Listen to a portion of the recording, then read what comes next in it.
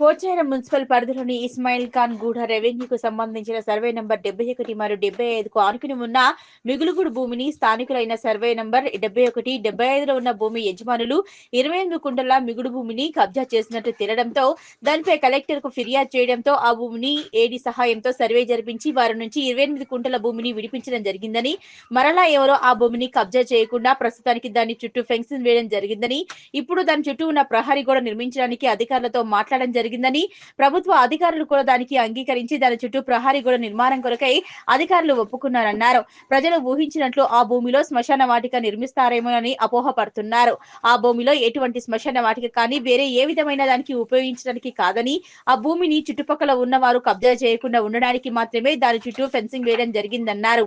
దాని విషయంలో ప్రజలు ఎటువంటి అపోహలకు గురి కావాల్సిన అవసరం లేదని స్థానిక కౌన్సిలర్ గొంగోళ్ళ మహేష్ కుర్మ వివరణ ఇచ్చారు. అదేవిధంగా శ్మశాన వాటిక గురించి సర్వే నంబర్ 46లో గల భూమిని కేటాయించినట్లు, అది రైల్వే పట్టాలకు అవతలి వైపు ఉండటం వల్ల దానికి రాకపోకలు లేకపోవడంతో రాకపోకల గురించి అధికారులతో మాట్లాడడం జరిగిందని, అది కూడా త్వరలో శ్మశాన వాటికకు రహదారి త్వరలో నిర్మాణం చేపడతామని అధికారులు తెలియజేస్తారని ఆయన అన్నారు. ఈ విషయంలో స్థానిక నాయకులు, బీజేపీ సీనియర్ నాయకులు Gongolla Balesh, Pocharam municipal Congress party working president Itikala Krishnareddy, Sahadev, మాజీ MPP Achchini Narasimha, FS director Itikala Ramakrishnareddy, Kondangalla Shekhar మరియు నల్లరాళ్ల వెంకటరెడ్డి తదితరులు పాల్గొన్నారు. నా పేరు గొంగల మహేష్ కుర్మ, ఇస్మాయిల్ ఖాన్ గూడ 1వ వార్డు కౌన్సిలర్, పోచారం మున్సిపాలిటీ.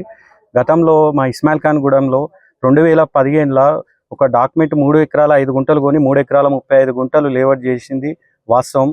ఆ ఒక లేఅవుట్ని ఛాలెంజ్ చేస్తూ మేము కలెక్టర్ గారికి ఈ యొక్క 30 గుంటల భూమి మా దగ్గర కబ్జా చేసి లేఅవుట్ చేయడం జరిగిందని కలెక్టర్ గారిని ఇందులో చేర్చి ఈ యొక్క ఏడీ ద్వారా మనము సర్వేకి చేయించి ఆ 30 గుంటల భూమిని వెలికితీసి మున్సిపాలిటీ ద్వారా ఫెన్సింగ్ కూడా వేయించడం జరిగింది.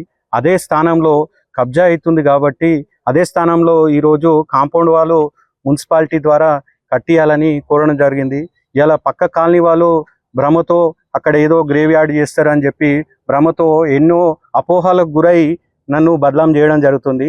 అది కేవలం మున్సిపాలిటీ ద్వారా కేవలం అది ఒక కాంపౌండ్ వాళ్ళు మరియు గేటు ఎక్కించే విధంగా మున్సిపాలిటీ కోరడం జరిగింది.